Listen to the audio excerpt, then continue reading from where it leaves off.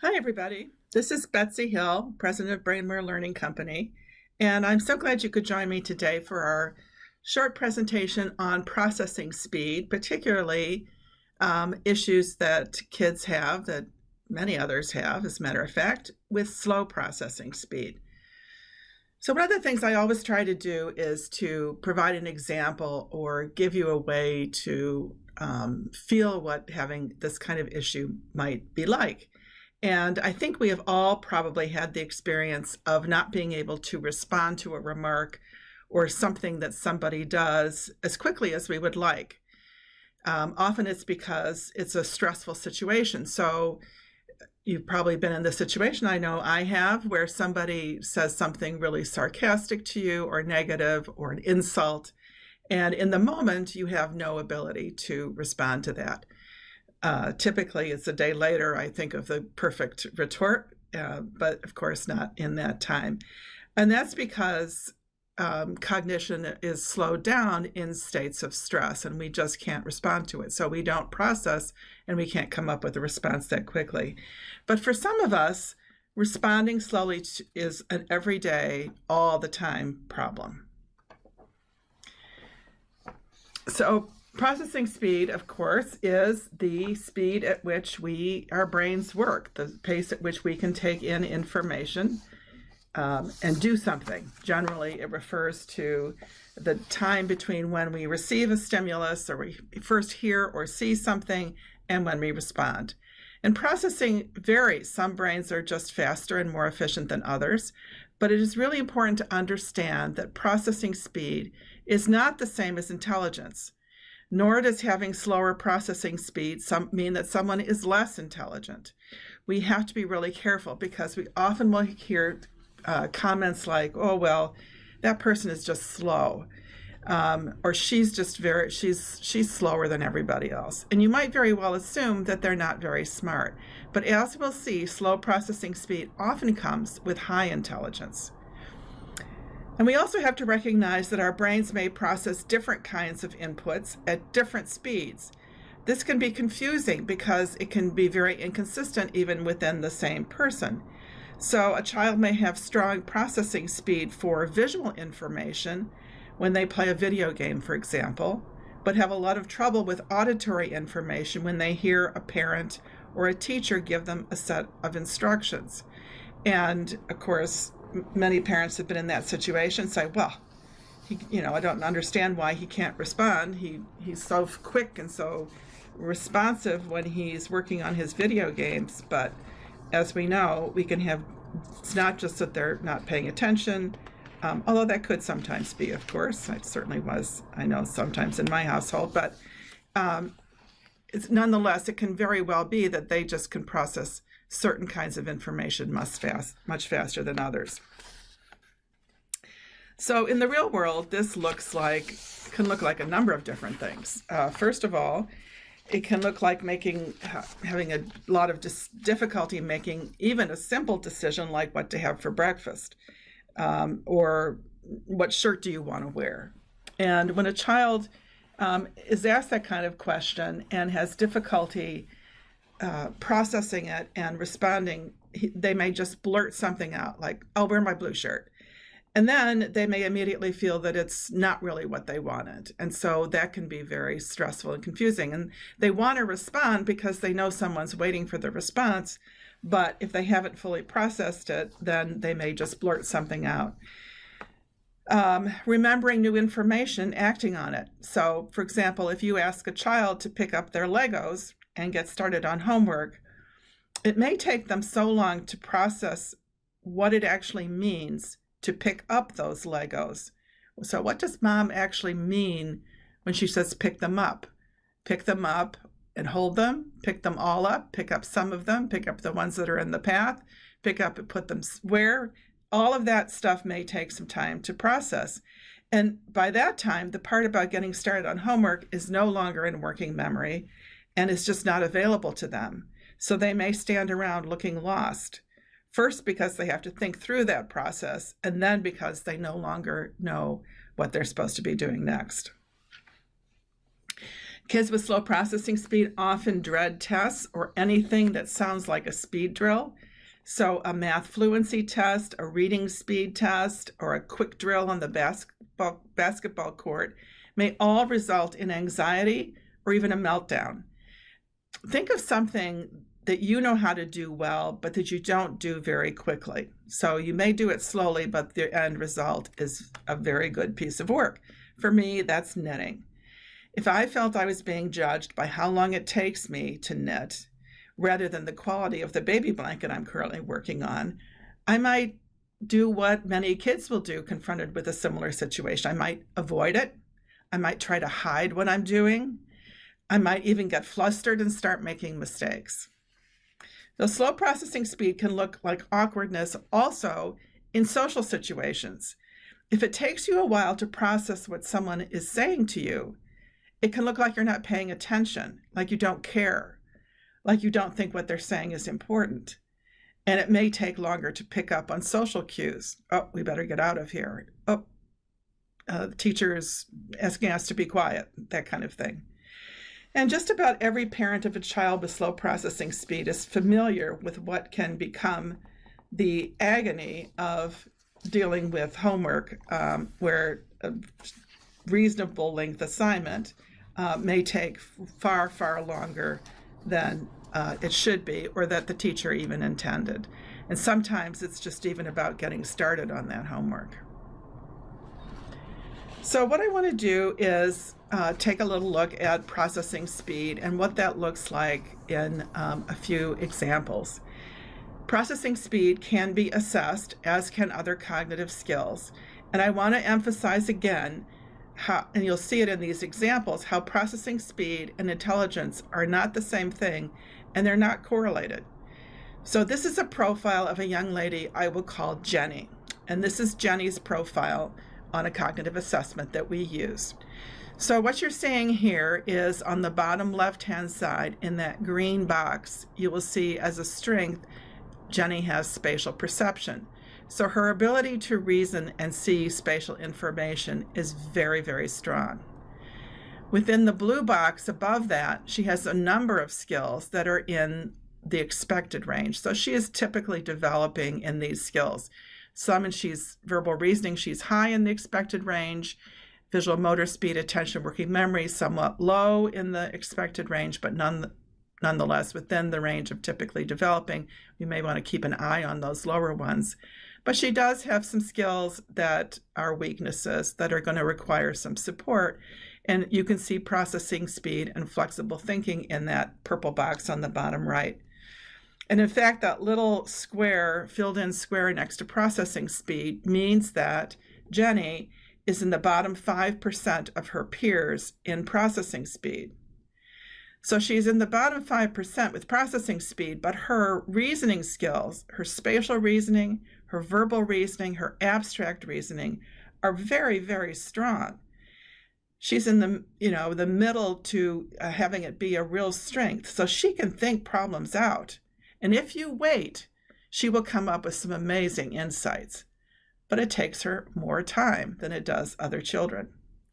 So Jenny is having significant struggles at school. It takes her much longer than others to get her homework done. It often takes her quite a while to figure out how to even get started on her homework. Here's another profile. This is a client of ours that I call Brianna, and I used her as an example in our last Facebook Live. And again, you'll see that processing speed is one of the skills to support in that purple box on the bottom right.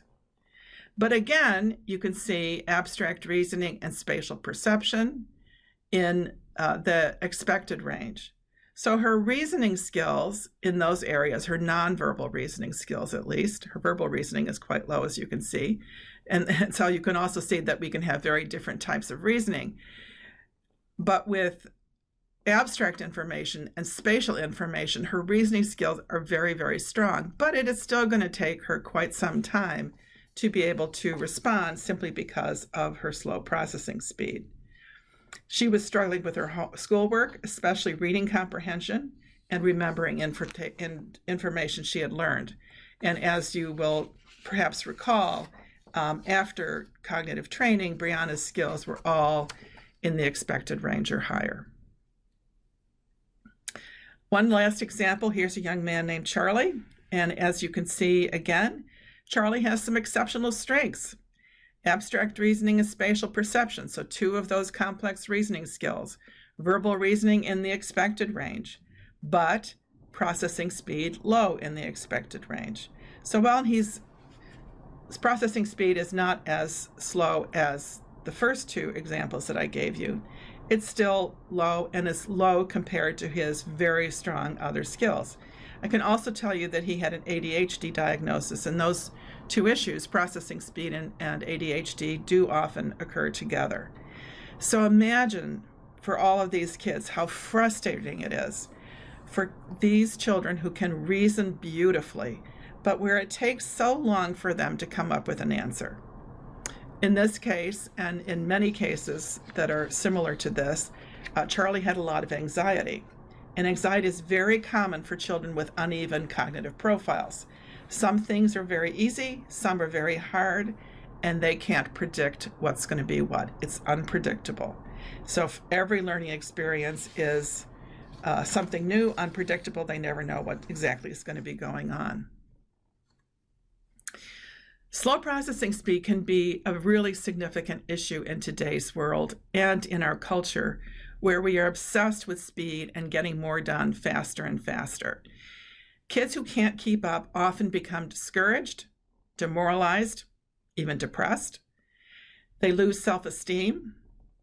They may experience significant difficulties with relationships at school and at home. We talked about this a little bit before about how if they're engaged in a dialogue, the person on the other end may just, because they're not responding right away, may feel that they're not paying attention or not engaged in the conversation. When you read stories of adults with slow processing speed that were never helped, it's just heartbreaking. You can find a number of them on the internet. They talk about having others think that they're lazy or that they're not trying. They talk about losing jobs or struggling to find a job that lets them express their strengths, but if they're at their own pace. So in the workplace, of course, sometimes there's more and more pressure to do things very quickly. You're not picking it up fast enough. You're not responding fast enough. You're not doing that.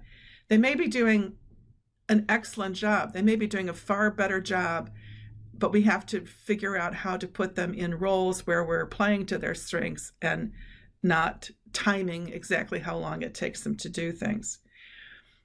In school, a student with slow processing speed often just wishes the teacher would slow down long enough for them to take notes. But of course, the teacher doesn't slow down.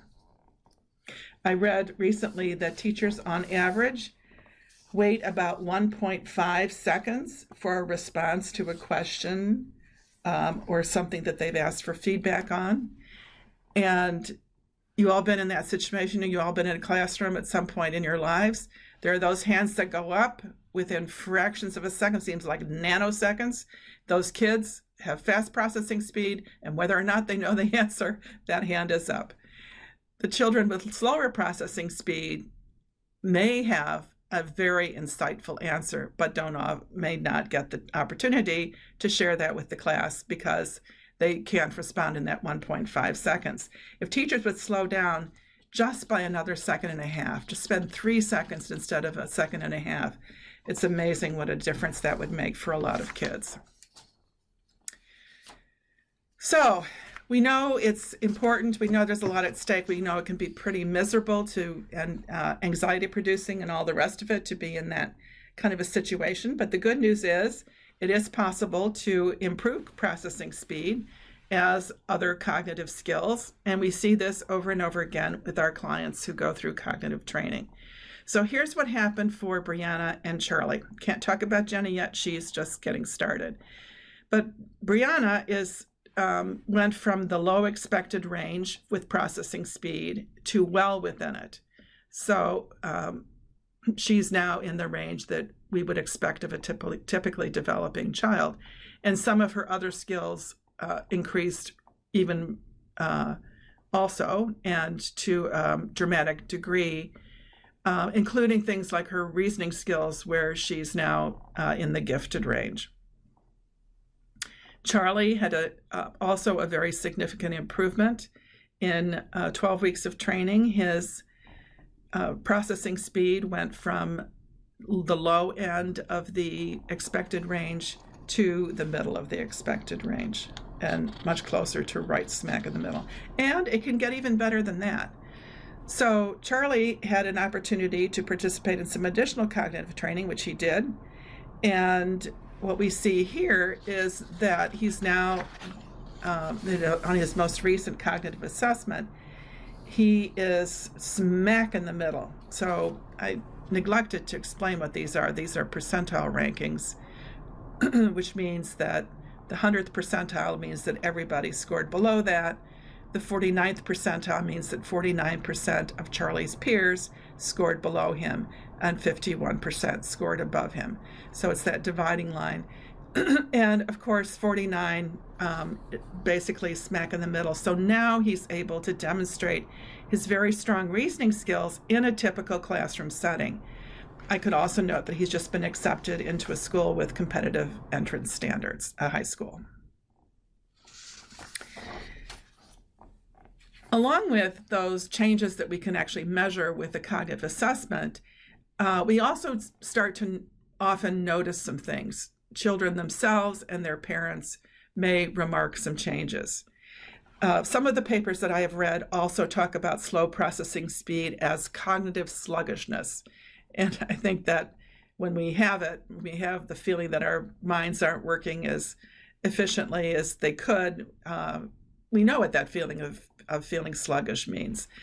So I think about how my brain works, for example, when I first wake up, or maybe when I have a really bad cold. And then for me, fortunately, that feeling goes away when I fully wake up and my brain is working at a normal pace. So Brianna talked about being more awake, more alert, more focused. Part of that could have been her increased attention skills, because those did also improve, but it's very consistent with the fact that her brain is processing more quickly now. She just seems like she's on it. She's there. She's focused. Another student really makes me smile. This is a young man. I will call him Stephen. So when Stephen was doing cognitive training, his science teacher, he was a number of weeks into the training, and his science teacher came down to talk to his cognitive training coach. And he said, I don't know what's going on, but there's something special going on here, because Stephen just got the first A he's ever gotten on a science test. Usually he gets C's and D's, but he got an A on this most recent test, and I know for a fact that he didn't cheat. I know this was his work. So what they did was they actually got together with Stephen and asked him why he thought he did so well on this test. And, as many adolescent boys will do, he said, I don't know. He thought about it a little bit more, and he said, well, I took notes. Okay, wonderful. You took notes, so that helped you prepare for and study for the test. Well, why hadn't he taken notes before? He said, yeah, before that, Mr. Jones, the science teacher, used to talk so fast, I couldn't take notes. I couldn't keep up. I couldn't write down the notes and still track what he was saying. But recently, he started talking more slowly. Well, Mr. Jones has been teaching science for 30 years, and I can promise you he wasn't talking more slowly. What had happened is that Stephen's brain and his ability to process information had sped up. He was now able to go with the flow, with the pace at which Mr. Jones was talking, and take notes. And the results were there on his science test. So cognitive training, in fact, can make all the difference when it comes to overcoming barriers of slow processing speed.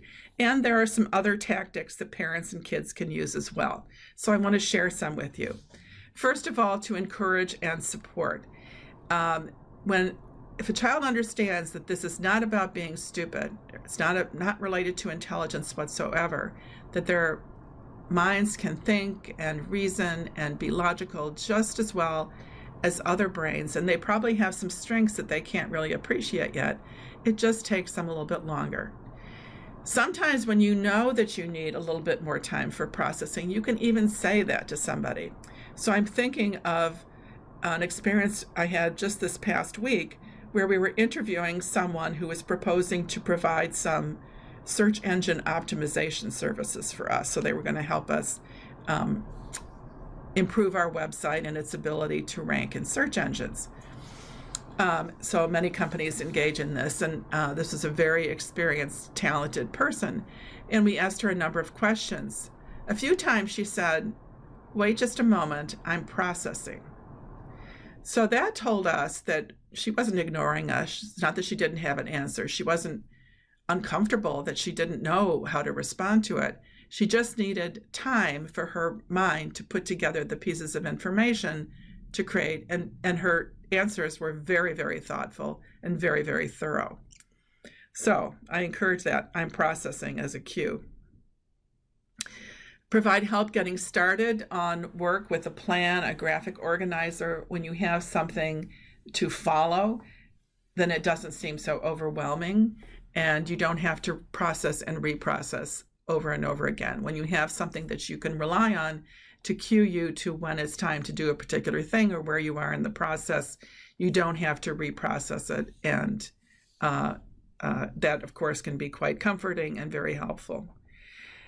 Focusing attention, eliminating distractions. We do this for kids with attention issues, ADHD, or just kids whose attention is not quite as strong as it could be. It also is helpful for kids with slow processing speed, because we're going to eliminate some of the inputs that they might otherwise be tempted to pay attention to, and by the time they process them, it will have taken so long that they'll have lost track of the information that we really want them to focus on. So really effective also sometimes for kids with slow processing speed. One of the things that parents and kids sometimes do is to track, keep a record of how long assignments take.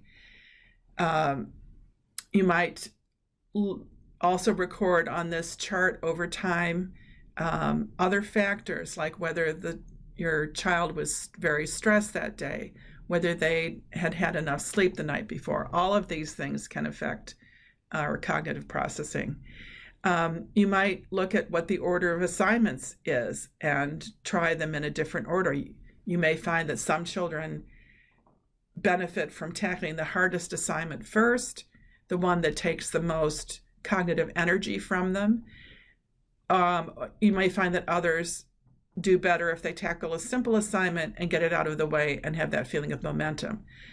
But if you track those things over time, you will start to see some patterns. Another thing that can be helpful is to have a visual timer. Now, it's really important here that you make sure that a visual timer doesn't cause more stress. If the child is looking at the clock and feeling panicked that they have to finish, of course, that's going to defeat the whole purpose. The idea of a visual timer is that they can refer to it from time to time as they're working and start to appreciate the pace at which they're working better than they can on their own without those cues. So there are a variety of different kinds of visual timers. You can use a simple kitchen timer. You can use a watch or a clock. If you have an analog clock or one with a second hand or something like that, that's easier to see the passage of time than a digital one. There are also devices that provide a red light, green light, yellow light kind of a signal to children, where you can set the time, and when it turns from green to yellow, they know they have a certain amount of time to complete the assignment. Memorization of facts. This may be not very intuitive, but if you have a child with slow processing speed and if they have good memory, you can help them perhaps memorize additional information. So making sure that math facts, like multiplication facts, are very automatic, that they're well learned. Vocabulary, maybe even extra vocabulary, memorizing that, because then when they encounter those things, their response is automatic. It doesn't require a lot of processing. And so it's going to mean that they have less information that they have to work through. Sometimes handwriting can be an impediment to processing. For some children, handwriting, physically manipulating that pencil or pen is very challenging.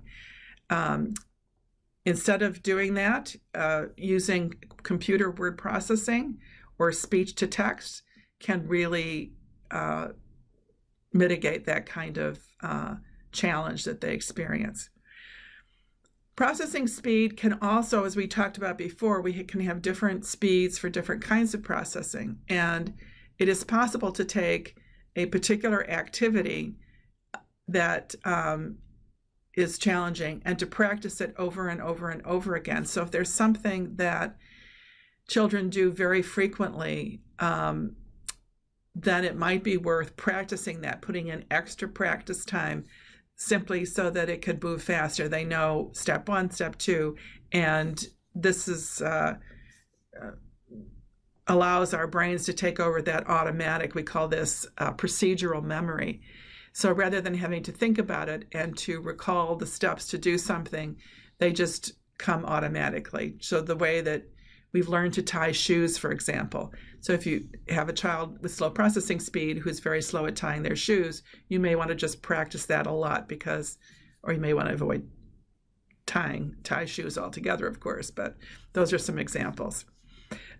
Also, teachers and parents can help when there's a situation where children are working together in a group. One of the approaches that can make a lot of sense in this situation is to give each child an opportunity to process individually before coming into the group discussion. I can tell you also that this is a very helpful technique in a business setting, in meetings sometimes, because there are all those people, if you work in an office or in a school or some other setting, you're probably familiar with this yourselves, where someone who's got a really quick response may dominate the situation, where someone who needs to think about it a little bit longer never gets an opportunity to express their views or their thoughts and provide their input. So if you give each person a time to process individually, then you're more likely to have a more balanced and more effective group discussion. Okay, so we had time for a little bit of questions.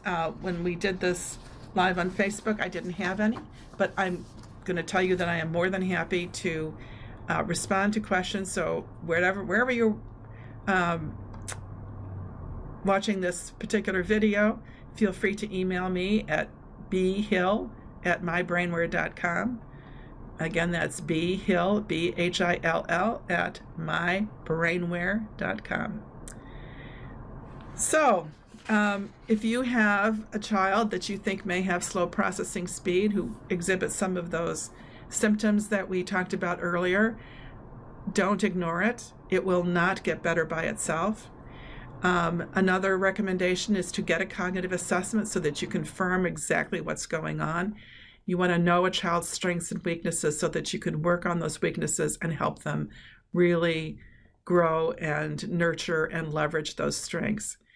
And the final thing is that, as we discussed, engaging in a cognitive training program that has been demonstrated to improve processing speed, as well as other cognitive issues that are identified in the assessment, is one really effective way to attack that quite directly. We would be happy to talk to anybody who would like to about their child. If you think they have slow processing speed or perhaps other cognitive issues that seem to be preventing them from being as successful as they could be at work, at their schoolwork, at home, wherever it happens to be, we invite you to schedule a time to talk with us for a free consultation. You can do that at mybrainware.com/schedule. So thanks very much for joining me today, and we'll hope to have an opportunity to talk with you soon. Take care.